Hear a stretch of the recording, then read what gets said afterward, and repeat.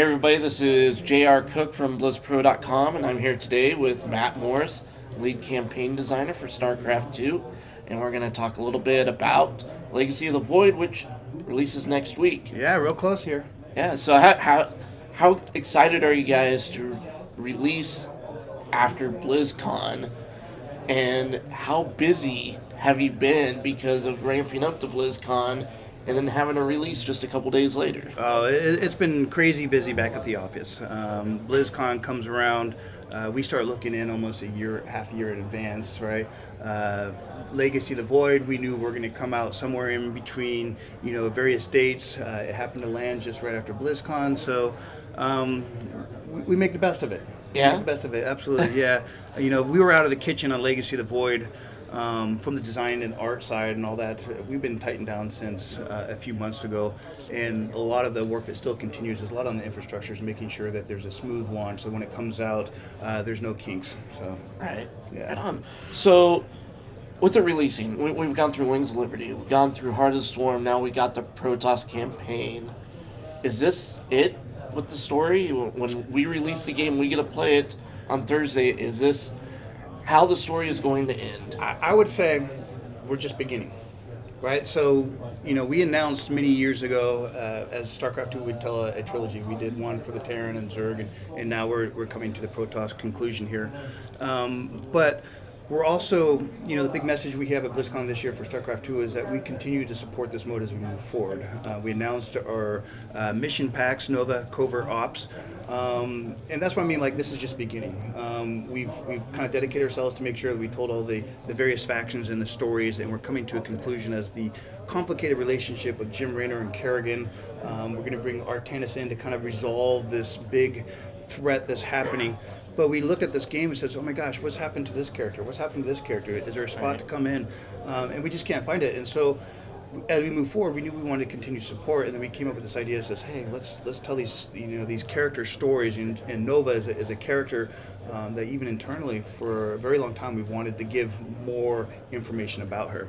Yeah, so with these covert op missions and stuff, this is going to be something that's going to be future paid content, or is it going to be, I bought Legacy of the Void, I get it absolutely for free? So the mission packs is it is going to be a payable content. So these are, and I don't want to use the word a mini campaign, but we're telling a story. It's a 9-mission story. Right. It's roughly a half of one of our expansions, right? In order for us to deliver what we believe is an epic experience from what we've learned from all these previous campaigns with the crazy cinematics that we put into place, the story mode and the customization of the units, adding new units, adding more abilities, we don't want to back off that. We want to continue to breathe story into this game, and we don't want to just sail off and say, here, we're shipping it in with this little story. It's like, no, we want to do it justice. So the first one's going to release, I believe you guys said spring 2016, Correct. right? With the covert ops. Do you have any plans beyond that on how often you would like to see these? As far as the deployment, we're still looking at, there's still a lot of details to be had out there. In addition to, so the first set of missions is coming out spring. This is 3 missions. There's going to be 9 stories for Nova, or 9 missions to tell that story, so 3 packs. But we also want to tell more character stories. So we don't have, at this point, any real focus on what that story is, because we're trying to make sure that we deliver in spring. But in addition to the covert ops, we're also, we have a brand new cooperative experience that's coming to StarCraft 2 the first time. CoOp Missions. We are launching our first extra mission post-launch shortly after. We don't have an exact date, but we're going to get it before the end of the year. We want to continue to deliver these. These are going to be free missions that anybody can play. And we're also on top of that, we're going to add more commanders. The game has 6 commanders. We announced today a 7th commander, a guy named Faye Smith Carax.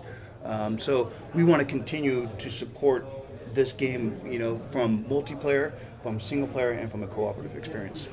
Yeah, so it sounds like then a lot of the content that you're really focusing on is that single player content that's coming out, focusing on the story, focusing on the lore. How about multiplayer beyond Legacy of the Void? Are there any plans to expand for that as well. Yes, absolutely. There was a panel earlier today.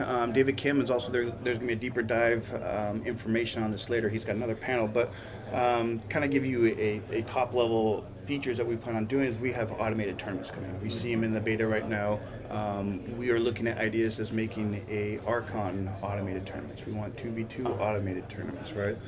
We've talked about ideas of, we get these really cool ideas from fans saying, hey, wouldn't it be cool to do this kind of game mode? Maybe we could put that in automated tournaments because this is something you kind of opt into. We don't want to splinter this, healthy matchmaking system. So we got all that stuff coming. Obviously, we have Archon mode, which is 2 players, a single base.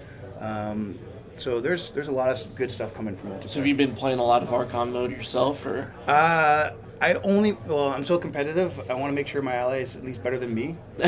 Because I can only be so good, right? And I feel like if someone... So you haven't found anybody better than you yet? Is that what you're saying? Unfortunately, I'm the low totem pole. Oh. Nobody wants to play with me. Oh, okay. So basically, as someone who... I have a lot of friends and stuff that haven't gotten into StarCraft. Mm-hmm. Wings of Liberty and then Heart of the Swarm, they felt, it's too difficult. It's a very competitive game, but they're always kind of interested in the storyline and stuff like that. But they just, have had it tucked away, and they might have bought it a long time ago, had it tucked away. What would you say to those people today about why they should go out and get Legacy of the Void? I would absolutely say there's no better time to get in StarCraft 2 than now. Because what you said, it's a standalone product. We have a very rich storytelling campaign. Knowing that this is a standalone product, we've done a lot of things to ensure that if you don't want to see what previously told stories, we have some information that you'll have to check in the game, but it'll bring the story up to date for you. Because even for people who played the campaign, they might have forgotten what's happened in Wings of Liberty, right? So we made sure that we are incorporating the new audience that's coming in. We have this new co-op mode, right? Because we hear this all the time. Multiplayer is really hard. I love campaign. Well, this co-op missions is exactly the audience we're looking for out of this. So the people who enjoy the campaign, they like that experience, but now you get to enjoy this with a friend, right? So it takes the sense of fear because you're playing against a computer, so you and your friends could have fun. And much like the design goals we have with campaigns, we want the players to feel really strong, really powerful, right? We don't have to worry about the multiplayer balance. We could go crazy over powerful commanders because we could throw a lot of enemies at you. So we could have that game and it just feels a lot of fun. So for those people out there, come in, check it out, get the starter edition, right? It's almost the whole game for free. You're going to get the co-op missions, you're going to get 3 commanders, you can play all those, you're going to have the first 5 missions from Wings of Liberty. You could play a full multiplayer in custom games. They could jump in and check it out and not actually have to make a commitment at that point. So for those that are interested in the story then, and they want to hop into Legacy of the Void since it's a standalone product, do you guys have any catch-up mechanics for them to go, Yes. Oh, this is what happened previously? We got a video that'll take you from Brood War up to Wings of Liberty, from Wings of Liberty to the Heart, and we have it all kind of cut up, so depending on what you want to get caught up in is where it's, what you want to watch. So, cool. Yeah, we have that. And if you are a new purchaser and you're coming to StarCraft for the first time, we also do make it easier for you to go ahead and purchase Wings of Liberty and Heart of the Swarm straight from the client itself. Mm-hmm. So you don't have to run off, you don't have to download something separate, it's right there in the client. So if you like it that much, we try to make it as easy for you to embrace all the other stories too. Very awesome. The other thing that was kind of revealed today was unit skins and voice packs. Mm-hmm. I was wondering if you can tell us a little bit about what those are and how those are going to work in the game and why people would be interested in them. Well, this is one of the things we've been really conscious of for a while now is really trying to be very interactive with the community. And these are things that they continue to ask us for. They want these voice packs, they want these skins. And for a while we were a little hesitant on especially the skins because one of the design qualities of our game is we want players to be able to understand what's going on in the battle. We know these battles can be very hectic. You watch these esports, these guys are moving a million miles an hour, and then you start decorating a couple different characters that look a little bit different, it starts getting a little scary. So, but it's something that the fans have been asking for a long time. We have a lot of content, there's a lot of stuff that we could do We are still trying to figure out how to do it, right? Because we want to make sure one of what we believe is the important values of a skin is not just for you, but you want to be able to show your friends that too. So we want to get these skins in. We're still working on details how to deliver. For the voice packs, same thing. People said, well, I'm tired of listening to the adjutants saying I'm out of minerals, build more supply depots, nuclear launch detector. There's all these things you've heard through the game. Well, what if Jim Raynor was saying that? What if Tychus would have a Tychus voice pack or something like that, right? So that's where it's kind of come up, and we think that's a great idea because it's only impacting you. This is something you're listening to, right? This is something you want to, and why not make it available? And are you planning on keeping that specifically within the StarCraft universe, or are you gonna try to have fun with it? You want the Dustin Browder voice pack? Yeah, exactly. That'd be awesome, right? At this point, I don't think we're committed in either direction. As we just announced today, we probably won't start delivering on this until into the springtime. So there's a lot of time from now and then to figure out, how far do we want to carry this. I would also say that it has a lot to do with the fans. Right. I mean, if the fans are just dying for, I don't know, Artosis or, Paulo or any of these kind of voice packs, I mean, we should have those conversations. First thing I popped in my head was Dota 2 Rick and Morty voice pack. Just seeing stuff like that in the community. And that would be awesome, right? Yeah. So we're not opposed to it. So these are conversations we want to have and we want to explore it and figure out what's best. Yeah. So one of the other new things that's coming in Legacy of the Void is the Allied Commanders. Yes. Can you elaborate just a little bit about how that's going to work? So Allied Commanders is, we've recently changed the name from Allied Commanders to CoOp Missions. Just CoOp. Yeah, so it's CoOp Missions. So, and the reason why we did this is, we're all gamers. We all love games. I don't know how many generations now we've been looking at games where it says single player, multiplayer, and co-op. And so it made, when we were getting into Allied Commanders, felt like we had to explain what Allied Commanders was. But once we started saying co-op, people were like, oh, you guys have co-op. Right? So that was kind of why we made that change. And so CoOp Missions is really, it's me and you are going to be able to play on campaign-style missions. And it's different from campaign. But what it means is we're bringing over some of the more memorable mission objectives and mechanics from the campaign into a cooperative experience. Now, we had to do a lot to the map because it's got 2-player bases. We're going to have expansions, and so there's some some serious differences with the missions. But you will recognize that mission with the trains from Wings of Liberty, or you might recognize the mission with the shuttles trying to escape on Calder and Heart of the Swarm, right?